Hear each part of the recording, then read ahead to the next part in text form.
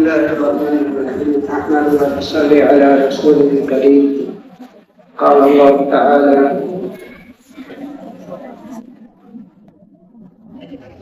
ثم أوحينا إليك أن اتبع ملة إبراهيم حنيفا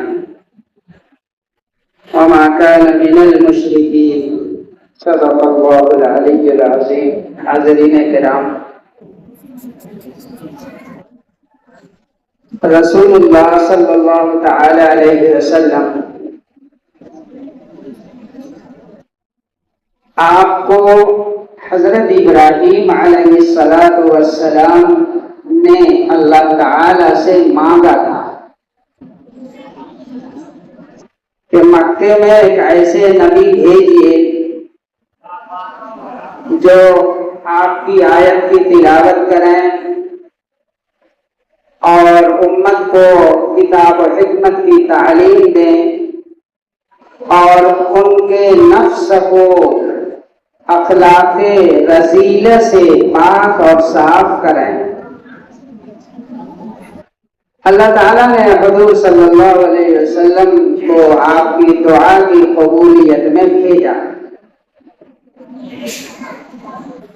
اور آپ کی طرف یہ وحی فرمائی کہ ملت ابراہیمی پر آپ چلتے رہیں، انہی کے نقش قدم کی اتباع کریں۔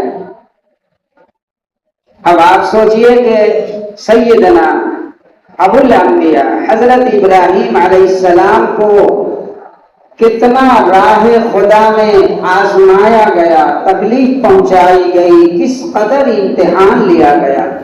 قرآن کریم میں بھی اس کا ذکر ہے اور ہر امتحان میں کامیاب۔ وَإِذِ ابْتَلَىٰ إِبْرَاهِيمَ رَبُّهُ بِكَلِمَاتٍ فَأَتَمَّهُنَّ، سب میں پاس۔ لیکن حضرت ابراہیم علیہ السلام کی زندگی بڑی مشقتوں والی تھی،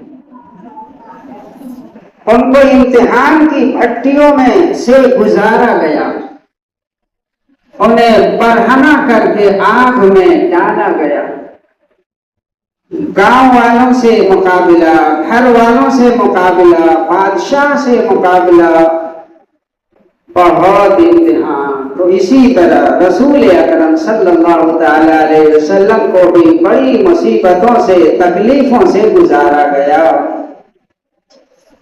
ہجرت کا واقعہ اسی مہینے میں پیش آیا۔ کتنی بڑی بات ہے اپنے گاؤں کو چھوڑ دینا، لیکن ملت ابراہیمی پر اور ان کی اتباع کرنے کی وجہ سے جس طرح سے حضرت ابراہیم علیہ السلام کو اپنا وطن چھوڑنا پڑا، وقال انی مہاجر الی ربی، میں اپنے رب کی طرف ہجرت کر کے چلا جاؤں گا، اپنا گھر، والدین، گاؤں، گھر سب کو چھوڑ دوں گا۔ سیہدی، وہی مجھے ہدایت دے گا۔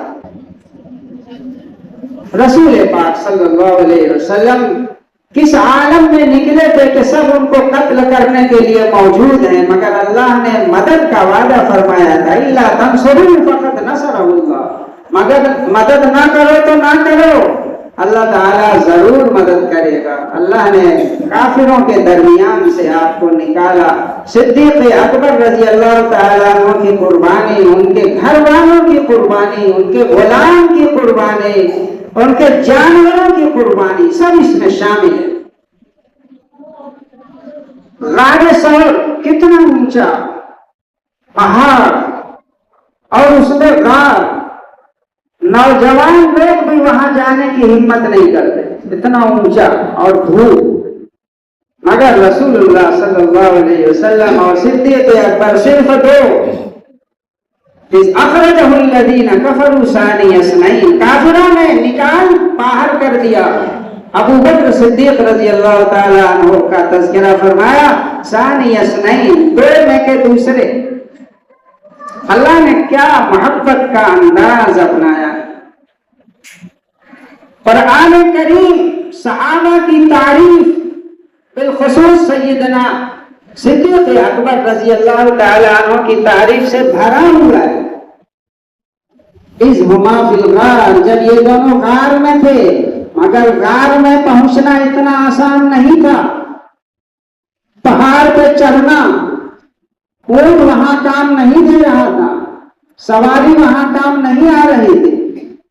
رسول اکرم صلی اللہ علیہ وسلم کا پیر، پاؤں مبارک زخمی ہو گیا،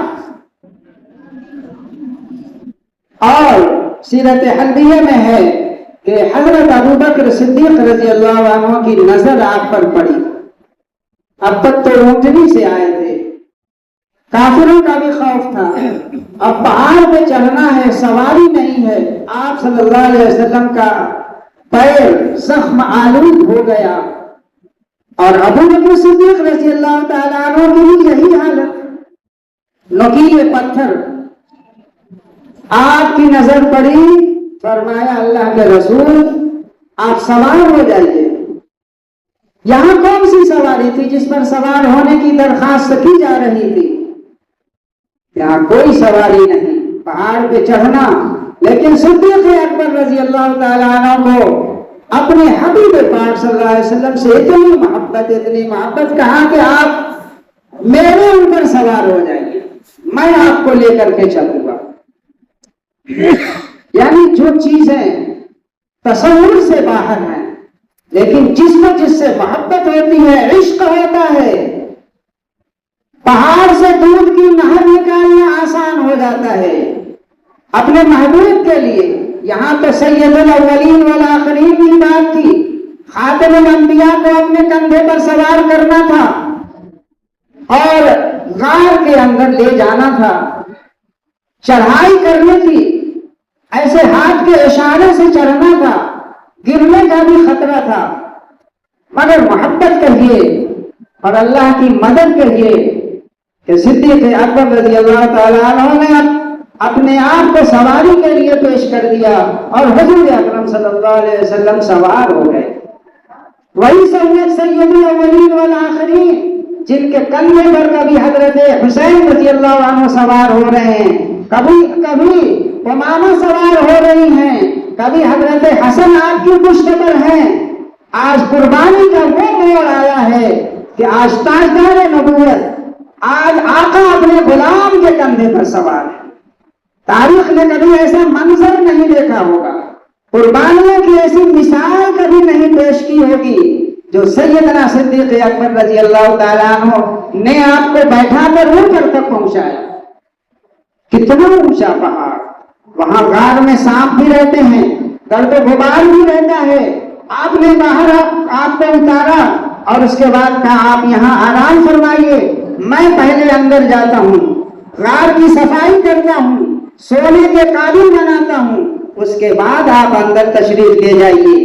یہاں ترتیب الٹ گئی، ہر جگہ، خیبر میں، بدر میں، احد میں، اور ہر جگہ اول نبی اکرم صلی اللہ علیہ وسلم، اس کے بعد صدیق اکبر۔ یہاں رسول اللہ صلی اللہ علیہ وسلم کو راحت پہنچانی تھی، آپ کو ہر تکلیف سے بچانا مقصود تھا۔ فرمایا آپ یہیں رہیں، میں غار میں پہلے جاتا ہوں۔ گئے غار میں، وہاں جھاڑو نہیں تھا، صفائی کے لیے کوئی سامان نہیں تھا۔ سیدنا صدیق اکبر نے اپنی چادر پھاڑ دی۔ وہ چادر کس کام کی؟ جو ایسے موقع پر رسول اللہ صلی اللہ علیہ وسلم کی راحت کے لیے کام نہ آئے۔ جہاں صفائی کے لیے کوئی چیز نہ ہو تو محبت تجھ کو آداب محبت خود سکھا دے گی۔ محبت جب ہوتی ہے، آدمی کے عقل میں اللہ تبارک و تعالیٰ وہ بات ڈال دیتے ہیں کہ اپنی چادر کو استعمال کرو۔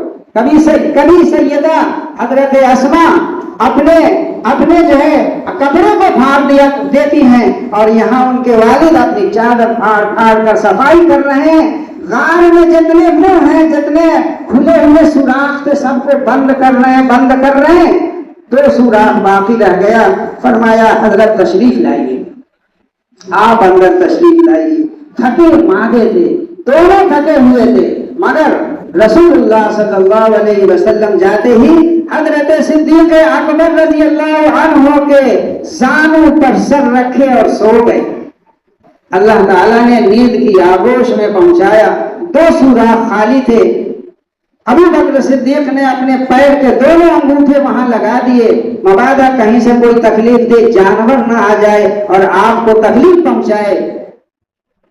اللہ کا کرنا ایسا تھا، سانپ نے آ کر حضرت ابو بکر صدیق رضی اللہ عنہ کے پیر میں ڈس لیا، کاٹ لیا۔ زہریلا اثر جب پھیلا تو آپ کے آنسو رسول اللہ صلی اللہ علیہ وسلم کے چہرے انور پر گرے اور آپ کی آنکھ کھل گئی۔ فرمایا مالک یا ابا بکر، اے ابو بکر کیا ہو گیا، کیوں پریشان ہو، کیا بات ہے؟ فرمایا اللہ کے رسول ایسی ایسی بات ہے، وہاں نہ کوئی ڈاکٹر نہ کوئی دوا مگر دواؤں کا پیدا کرنے والا اللہ تعالیٰ نے جب مدد کا وعدہ فرمایا تو اللہ تعالیٰ مدد کیوں نہ فرماتا، اپنا لعاب دہن ان کے زخم پر لگایا اور سارا زخم بالکل اچھا ہو گیا، اللہ تعالیٰ نے شفا عطا فرمائی۔ اسی لیے حضرت عمر رضی اللہ عنہ کہتے تھے میری زندگی کی ساری عبادت آپ لے لیں اور غار کی وہ دن اور رات کی عبادت مجھے دے دیں، میں سستا سودا اس کو سمجھوں گا۔ کتنی بڑی عبادت! اللہ تعالیٰ نے فرمایا فَأَنزَلَ اللَّهُ سَكِينَتَهُ عَلَى رَسُولِهِ، ایسے موقع پر کوئی غمخوار نہیں تھا، سب دشمن تھے، مگر اللہ تعالیٰ نے اپنی خاص رحمت آپ پر نازل فرمائی، آپ کے دل کو سہارا دیا کہ کوئی نہیں ہے۔ جب سراقہ وہاں پہنچ گیا اور دن کا اجالا تھا اور خطرہ اس بات کا تھا کہ آپ کو دیکھ لیں گے اور پکڑ لیں گے، 100 اونٹ انعام کے چکر میں وہ وہاں تک پہنچ گیا، نشان قدم تلاش کرتے کرتے۔ فرمایا اللہ تعالیٰ تحزن، گھبرانے کی کوئی بات نہیں، اللہ تعالیٰ ہمارے ساتھ ہے، اس نے مدد کا وعدہ کیا ہے۔ فرمایا اللہ کے رسول اگر وہ ذرا سا سر نیچا کر کے دیکھیں تو ہم کو دیکھ لیں گے۔ فرمایا گھبرانے کی کوئی بات نہیں، اللہ تعالیٰ ہمارے ساتھ ہے۔ اللہ نے فرمایا وجہ کہ فَأَنزَلَ اللَّهُ سَكِينَتَهُ عَلَى رَسُولِهِ وَأَنزَلَ جُنُودًا لَّمْ تَرَوْهَا وَجَعَلَ كَلِمَةَ، اللہ تعالیٰ نے اپنا کلمہ بلند کیا اور کافروں کا جو ارادہ تھا، جو منصوبہ تھا، اس کو خاک میں ملا دیا۔ یہ کافر بھی نظارہ دیکھ رہے تھے، ہمارے درمیان سے کیسے نکل گئے اور کیسے ہمارے ہاتھوں سے چھوٹ گئے، مگر جب آنکھ بند ہوتی ہے اور ہدایت کا سورج بھی چاہے جگمگا رہا ہو، جب انسان خود نہیں ہدایت پر آنا چاہتا تب تک اللہ تعالیٰ کی تائید اور اللہ تعالیٰ کی توفیق شامل حال نہیں ہوتی۔ وہاں سے چلے گئے، 3 دن 3 رات اس میں گزارا، کیا محبت تھی، اور غلام آ کے دودھ پلا رہا ہے اور اللہ تبارک و تعالیٰ مزاج کرسی کر رہے ہیں اور آیت پر آیت نازل ہو رہی ہے اور ان کے ایمان میں اضافہ ہوتا چلا جا رہا ہے۔ اسی مہینے میں اللہ تبارک و تعالیٰ نے یہ کام بھی آپ سے لیا اور ابراہیم علیہ السلام کی اتباع میں آپ کو اپنا پیارا وطن چھوڑنا پڑا۔ دوستو اور بزرگوں، یہ بڑی اہم عبادت ہے۔ اللہ تعالیٰ نے آج ایمان ہر جگہ پہنچا دیا، اسلام ہر جگہ پہنچا دیا۔ اب ہمیں ویسی قربانی، اللہ کرے کہ ویسی قربانی دینے کا وقت ہی نہ آئے اور عافیت کا معاملہ ہمارے ساتھ ہو، ورنہ ہمارا ایمان تو اس قابل بھی نہیں کہ ہم ان مجاہدات پر جم جائیں اور اللہ کے سامنے ظاہر کر سکیں کہ ہمارا ایمان اس قابل ہے۔ ابھی تو ہمارے ایمان کا یہی تقاضا ہے سب سے بڑا کہ ہم مسجدوں میں آئیں، اللہ کی عبادت میں، اور اللہ سے دعائیں مانگے۔ دنیا کے حالات نہایت ابتر ہے۔ اللہ تبارک و تعالیٰ ہم سب کو صحیح سمجھ عطا فرمائے۔